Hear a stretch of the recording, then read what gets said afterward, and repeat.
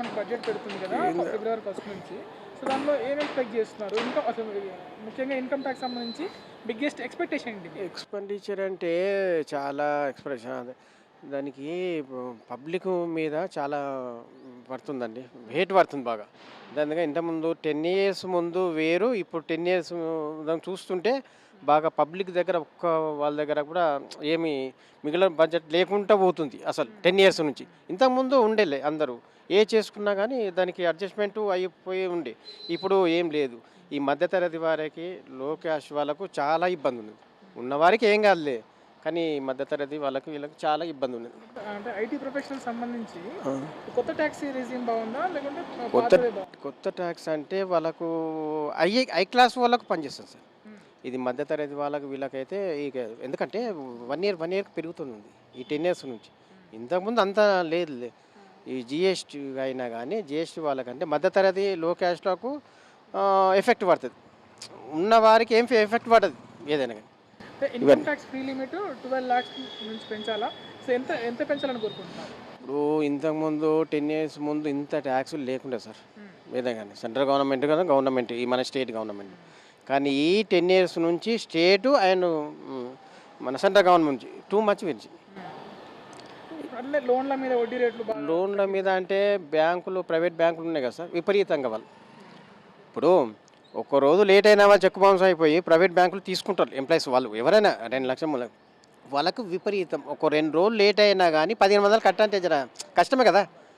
నీకు ఆల్రెడీ కడుతుండు ఈ month ending కాకముందైనా కట్టినా కానీ 1500 పడుతున్నాయంటే వేస్టే కదా. ఆ 1500 కాదు కదా, నువ్వు 200 అట్లా ఉంటుంది కదా. కానీ private bank, government bank, SBI bank అంటే పర్వాలేదు వాళ్ళు జర ఇది. కానీ ఇవి ప్రైవేట్ బ్యాంకులు అయితే టూ మచ్గా. హౌస్ రెంట్లు కూడా బాగా పెరిగిపోయాయి. హౌస్ రెంట్లు కూడా గురించి ఏం కాదు. అది హౌస్ రెంట్లు కూడా పెరిగిపోయినాయి సార్ చాలా. ఇది చాలా కష్టమే. ఎందుకంటే మధ్య తరగతి వాళ్ళకు 20, 30 సాలరీస్ వస్తాయి. ఇప్పుడు మనకు 25 అన్నీ వస్తుంది. ఇక మనము 20,000, 18,000 పోయి మళ్ళీ 2 మంత్స్ అడ్వాన్సు పోయినాక కష్టమే కదా. ఫ్యామిలీస్ ఇద్దరు ఉన్నా ఇద్దరు చేసుకోవాలి, ముగ్గురు ఉన్నా ముగ్గురు చేసుకోవాలి, లేకుంటే కష్టమే ఎంతైనా. నా పేరు చిరంజీవి. నేను ఇక్కడ ఐటీ ఎంప్లాయ్‌గా వర్క్ చేస్తున్నాను.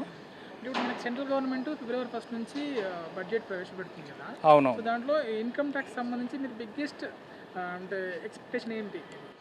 ఎక్స్‌పెక్టేషన్స్ అంటే ఇప్పుడు ప్రీవియస్‌గా అయితే ఇప్పుడు ఆల్కహాల్, గుట్కా పైన, సిగరెట్స్ పైన ఇప్పుడైతే జీఎస్టీ అనేది హైక్ చేశారు. అంటే ఎక్కువ పెంచేశారనమాట. అది ఓకే. బట్ వెహికల్స్ పైన తగ్గించేశారు జీఎస్టీ.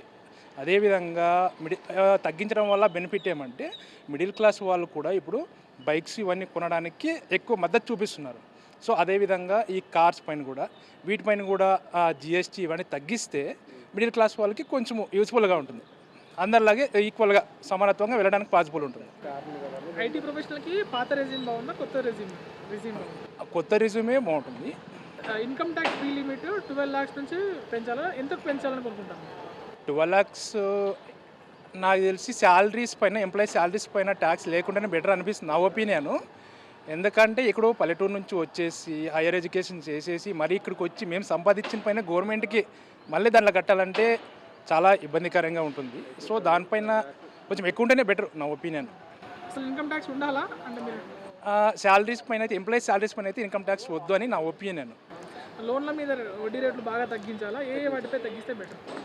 లోన్లు అంటే ఇప్పుడు ఫర్ ఎగ్జాంపుల్ విలేజెస్లో చూసుకుంటే రైతుల క్రాప్ లోన్స్ కానీ ఇట్లా మల్టిపుల్ లోన్స్ ఇస్తుంటారు. రైతులకు సంబంధించి, మిడిల్ క్లాస్ సంబంధించి ఇచ్చే లోన్స్ పైన రేట్ అనేది చాలా తగ్గించేస్తే చాలా బెటరు అనిపిస్తుంది. అలాగే హౌస్ రెంట్ కంట్రోల్ గురించి ఏం ఎక్స్పెక్ట్ చేస్తారు? హౌస్ రెంట్స్ అంటే చాలా విచిత్రంగా ఉన్నాయి ఇక్కడ హైదరాబాద్లో. ఎస్పెషల్లీ హైదరాబాద్లో చూసుకుంటే హౌస్ రెంట్స్ చాలా ఎక్కువగా ఉన్నాయి. ప్లస్ 1 hourకే తీసుకున్నా కూడా 10,000 అబోవ్ కట్టేసాలి. మళ్ళీ ఐటెక్ సిటీలో చూసుకుంటే 20,000 అబోవ్ కట్టాల్సి వస్తుంది. సో తగ్గిస్తే బెటరు. గ్లోబల్ లే ఆఫ్స్ హైరింగ్ అయిపోయింది. అవును. అంటే అన్సర్టనిటీ అలానే ఉందా? ఇలాంటి టైంలో బడ్జెట్ నుంచి జాబ్ సెక్యూరిటీ పరంగా మీరు మీ అంచనాలు ఏంటి? జాబ్ సెక్యూరిటీ పరంగా అంటే జాబ్స్ ఇంకా ప్రైవేట్ సెక్టర్ని మోటివేట్ చేయాలి. ప్లస్ అదేవిధంగా గవర్నమెంట్ సెక్టర్ని కూడా ఇంకా జాబ్స్ ఎక్కువ ఇంక్రీజ్ చేయాలి. గవర్నమెంట్ జాబ్స్ ఎక్కువ ఇంక్రీజ్ చేస్తే చాలామంది గవర్నమెంట్ పైన మక్కువ చూపించి అక్కడ ప్రిపేర్ అయ్యి జాబ్స్ తీసుకోవడానికి అవకాశం ఉంటుంది. అదేవిధంగా కార్పొరేట్ సెక్టర్ని కూడా ఎంకరేజ్ చేయాలి. వర్క్ ఫ్రమ్ హోమ్ ఆఫీస్ నుంచి వర్క్ చేసే వాళ్ళ గురించి వాళ్ళ ఖర్చులకు సంబంధించి మనకి ట్యాక్స్ బెనిఫిట్ ఇవ్వాలా? ఇవ్వాలి. వర్క్ ఫ్రమ్ హోమ్ చేసే వాళ్ళకి ఇవ్వాలి, ప్లస్ ఆఫీస్ వచ్చే వాళ్ళకి అందరికీ ట్యాక్స్ బెనిఫిట్స్ ఇవ్వాలి.